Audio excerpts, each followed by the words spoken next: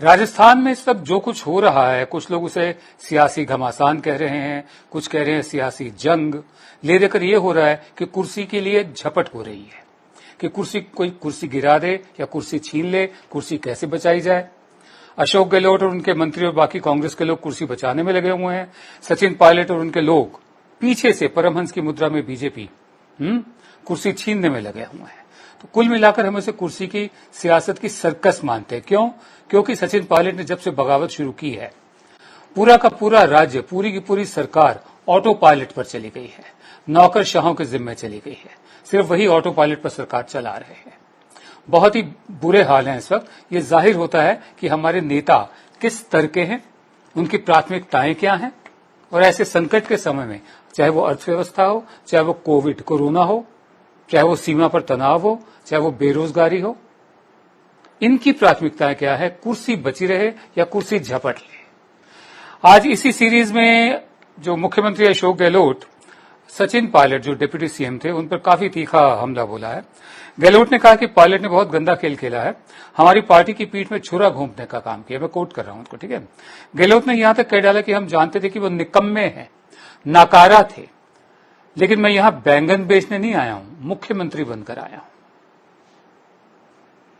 गहलोत ने पूछा कि हाईकोर्ट में केस लड़ रहे हरीश साल्वे और रोहतगी को 50 लाख की फीस देने के लिए पायलट के पास पैसे कहां से आएंगे?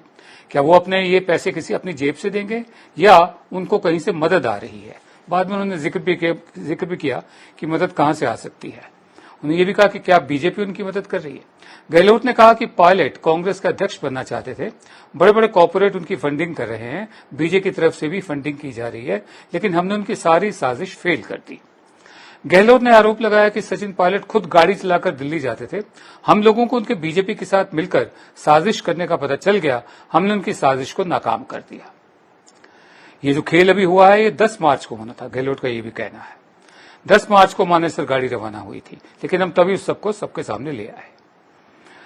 मेरे साथ है संजय बोहरा, वरिष्ठ पत्रकार हैं, विश्लेषक हैं। संजय, बहुत शुक्रिया अपना समय में देने के लिए। मेरा पहला सवाल आपसे है कि देखिए, एक तो जब ये मामला सारा कोर्ट में ले गए सचिन पायलट, जो कोर्ट का मामला जो है, जो मौजूदा हालात हैं, उसको कांग्रेस ने ये कहा था कि अब वो सीमा पार कर गए हैं, लेकिन अब जो गहलोत ने जो शब्द इस्तेमाल किए हैं, क्या ये इसको इंश्योर करने के लिए है कि अगर वो वापस भी आना चाहें तब भी ना आ पाए?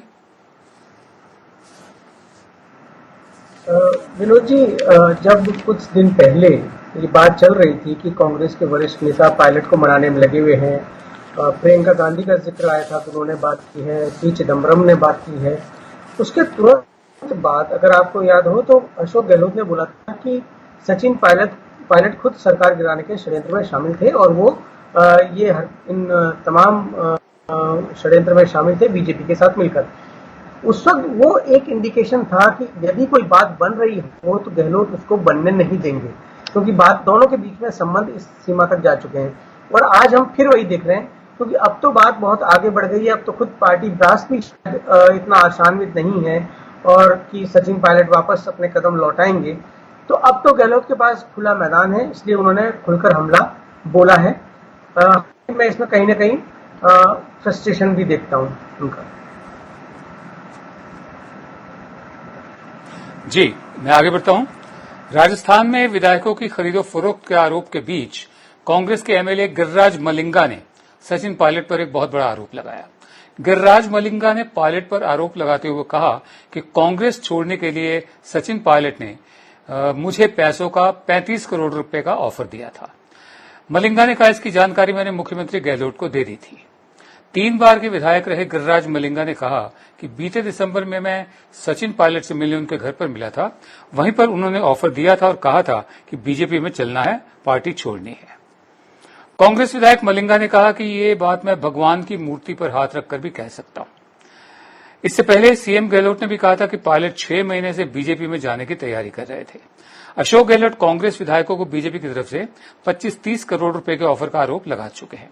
वहीं कांग्रेस ने एक बार फिर गहलोत सरकार के पास बहुमत का दावा होने का दावा करते कहा कि बीजेपी विश्वास मत का जो प्रस्ताव है उसकी मांग करने से क्यों डर रही है। वैसे पायलट समेत कांग्रेस के बागी 19 विधायकों को विधानसभा स्पीकर को दिए नोटिस पर हाईकोर्ट में जो सुनवाई चल रही है उसी के कॉन्टेक्स्ट में हम बात कर रहे हैं। मेरा दूसरा सवाल आपसे ये है, इस वक्त सचिन पायलट के पास क्या विकल्प है और अशोक गहलोत के पास क्या रास्ते हैं? विनोद जी, आप सवाल दोहराएंगे, थोड़ा बीच में व्यवधान था। जी, सचिन पायलट के सामने अब क्या विकल्प है? गहलोत के रास्ते कुछ कुछ तो हम जानते हैं, फिर भी थोड़ी उस पर भी रोशनी डाल दीजिए। सचिन पायलट के सामने क्या क्या रास्ते हैं? देखिए, सचिन पायलट के सामने दो ही रास्ते हैं। उनकी जो पहली आकांक्षा थी कि उनके साथ 30 विधायक आ जाएं और वो बीजेपी के सहयोग से सरकार बना लें, वो होता नहीं दिख रहा है। अब राजस्थान में आप जानते हैं कि कोई तीसरा मोर्चा आज तक कामयाब नहीं हुआ है, तो वो पहला उनका जो लक्ष्य होगा वो यही होगा कि वो बीजेपी में शामिल हो जाएं। फिलहाल अब तक हमको बीजेपी इसके लिए तैयार नहीं दिख रही थी, लेकिन अब सुना है कि कोई नए सिरे से ये इसके बारे में विचार हो रहा है कि अगर पायलट आते हैं तो वेस्टर्न यूपी और ये हरियाणा का जो इलाका है, रेवाड़ी वाला और राजस्थान, इसमें जो गुर्जर मतदाता है उनका पार्टी को सहयोग मिल सकता है। और 26 जुलाई को, जैसा आपने देखा भी होगा, गुर्जर समाज ने एक महापंचायत बुलाई है 3 राज्यों के लोगों की। तो अगर पायलट बीजेपी में जाते हैं तब भी उनको यह है कि सदस्यता अपनी गंवानी होगी। एक विकल्प यह है कि वो कोशिश करें कि उनके साथ विधायक जुट जाए और वो बीजेपी के सहयोग से एक सरकार बना लें, लेकिन ये थोड़ा मुश्किल दिखता है क्योंकि उनके पास इतने नंबर नहीं है और लंबी लड़ाई अगर उनको लड़नी होगी, क्योंकि तीसरा मोर्चा आज तक यहाँ पे कामयाब हो नहीं पाया है। मुझे नहीं लगता कि पायलट जो है वो ममता बनर्जी या जगन वाले रास्ते में चलने की कोशिश करेंगे। मुझे लगता है कि वो सिंधिया या पवार बनने की कोशिश करेंगे। पवार का तो आपको याद ही होगा 1978 का मामला। जी, हमारे पास 2 वक्तव्य हैं, 2 बयान हैं। एक तो गिरिराज मलिंगा का है, दूसरे अशोक गहलोत का है। पहले हम आपको गिरिराज मलिंगा का बयान सुनाते हैं, जिसको कुछ हद तक मैंने आपको बताया है। अगर मुमकिन हुआ तो अशोक गहलोत का भी सुनाएंगे। जो मेरे से बात हुई वो सचिन जी से बात हुई, उन्होंने पैसे की मेरे से बात जरूर की थी। कितना पैसा? मैंने सचिन पायलट ने आपको कहा था कि आप पैसा लीजिए। पैसा लीजिए। कितने पैसों की बात हुई थी? खूब झक्के नहीं, जितना चाहिए कोई अमाउंट खूब। अब तो मुंह खोलो, कितना चाहिए? क्या 35 करोड़ की बात आई थी? बिल्कुल 35 की आई, चिंता मत करो, 35 की रेट है। उधर केंद्रीय मंत्री गजेंद्र सिंह शेखावत ने एंटी करप्शन ब्यूरो की टीम को अपना वॉइस सैंपल देने से मना कर दिया है। इससे पहले भी एक कांग्रेस के एमएलए मना कर चुके हैं। शेखावत ने कहा कि उन्हें ऑडियो टेप की जो ऑथेंटिसिटी है, असलियत है, प्रामाणिकता है, उस पर शक है। केंद्रीय मंत्री गजेंद्र सिंह शेखावत ने कहा कि जांच एजेंसी पहले जांच करे और बताए कि ऑडियो क्लिप का सोर्स क्या है और इसकी प्रामाणिकता क्या है। इस क्लिप को सरकार ने रिकॉर्ड कराया है या नहीं। बीजेपी ने राजस्थान में फोन टैपिंग की सीबीआई जांच की मांग करते हुए पूछा कि क्या यह आधिकारिक रूप से फोन टैपिंग की गई। फोन टैपिंग के मामले में एसीबी ने, एंटी करप्शन ब्यूरो ने, केंद्रीय गजेंद्र मंत्री शेखावत को वॉइस सैंपल टेस्ट के लिए नोटिस दिया था। वहीं कांग्रेस विधायकों की खरीदोफरोख्त के आरोप में घिरे गजेंद्र सिंह शेखावत को राजस्थान के स्पेशल ऑपरेशंस ग्रुप ने भी एक नोटिस करके पूछताछ के लिए बुलाया। वैसे पहले इतिहास में पहली दफा हो रहा है कि केंद्रीय मंत्री को इस तरह बुलाया जा रहा है। पिछले हफ्ते कांग्रेस ने बाकायदा ऑडियो टेप जारी कर बीजेपी पर राजस्थान में सरकार गिराने का आरोप लगाया था। कांग्रेस का आरोप है कि ऑडियो टेप में केंद्रीय मंत्री गजेंद्र सिंह शेखावत, बीजेपी नेता संजय जैन और कांग्रेस के बागी विधायक भंवरलाल शर्मा के बीच पैसों के लेन देन पर बात हो रही है। इस मामले में भंवरलाल, संजय जैन, गजेंद्र शेखावत के खिलाफ एफआईआर दर्ज हो चुकी है। मैं ये जानना चाहता हूं संजय, ये तो कांग्रेस का सवाल है, कितना वाजिब आपको लगता है कि अगर इस टेप में केंद्रीय मंत्री गजेंद्र शेखावत की आवाज नहीं है तो फिर वो वॉइस सैंपल देने से इनकार क्यों कर रहे हैं? जब उनकी आवाज ही नहीं है तो उनको डर किस बात का है? ये कितना वाजिब है? विनोद जी, इसमें एक कानूनी पहलू है कि आप किसी भी व्यक्ति को खुद के खिलाफ एविडेंस देने के लिए मजबूर नहीं कर सकते। ये तो पहली कानूनी वो चीज है। ये बात सही है कि कांग्रेस जो मांग कर रही है कि अगर आप ने ऐसा कुछ नहीं किया तो आप क्यों घबरा रहे हैं, लेकिन सवाल ये है कि सरकार भी कहाँ मान रही है कि ये उसने जो है ये फोन टैप करवाए थे।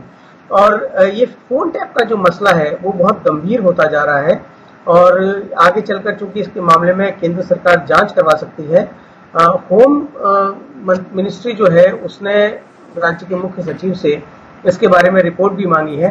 तो ये जानते हुए कि आगे केंद्रीय सरकार कोई कार्रवाई कर सकती है, सीबीआई की जांच हो सकती है, इसलिए आज राज्य सरकार ने एक बड़ा कदम उठाया और एक जो जनरल कंसेंट होती है स्टेट गवर्नमेंट की सीबीआई इंक्वायरी के लिए, वो विड्रॉ कर ली है, क्योंकि उसको आशंका है कि ये मामला आगे चल के बढ़ेगा। जो फोन टैपिंग का जो आरोप लग रहा है, क्योंकि सरकार का ये कहना है कि हमने कोई फोन टैपिंग नहीं करवाई है, मुख्य सचिव कह चुके हैं, होम सेक्रेटरी कह चुके हैं, और दूसरी तरफ कांग्रेस लगातार आरोप लगा रही है। इसलिए बीजेपी भी बार बार ये सरकार से मांग कर रही है कि वो बताए कि उसने फोन टैप करवाया या नहीं करवाया। तो ये दोनों की तरफ से ये पेच चलते रहेंगे, और लेकिन मुख्य बात यही है कि आप किसी भी व्यक्ति को अपने खिलाफ बयान देने के लिए मजबूर नहीं कर सकते।